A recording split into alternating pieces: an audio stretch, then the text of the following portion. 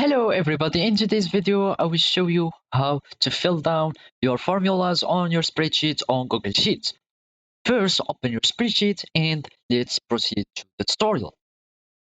To fill down, first you need a formula or you can fill down whatever you want in uh, your spreadsheet. For example, let's have just some, if I want to have a serial numbers in my column, I will go for example like this, and I want to have a serial numbers here in my column, the Google Sheets will recognize the pattern of these numbers, and if I fill down, it will go serially. As you can see, it will go from 1, 2, 3, 4 until it go to the last selected cell. Also, you can do this for any pattern that you want.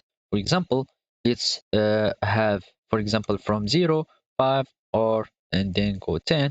So I am going by 10. All I have is to select my selection here or my data here, and I will just fill down.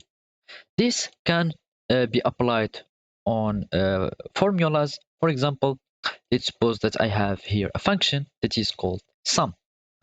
I will sum up these two numbers, and then I will click enter.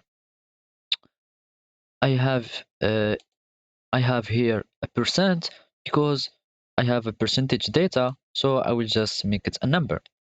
If I go, and this one should be numbers 2, so I can be automatic, and as you can see, it will recognize it as numbers, and it will add the 10 number to the 1, and so it is a sum of 11. If I fill down this selection, it will have the same operation that is applied for each line. So instead of doing it manually and write the same function for each cell, all I have to do is to fill down my selection. This can be applied to any function and any operation or formula on the Google Sheets. For example, let's just do some normal formula and go for 10 plus 1, and then I will click here, for example, 10 uh, 10 plus 2 equal 10 plus 2, and this whole range should be numbers, and I will drag it and it will automatically fill down this selection, and it will copy and paste it automatically. I can, for example, do a simple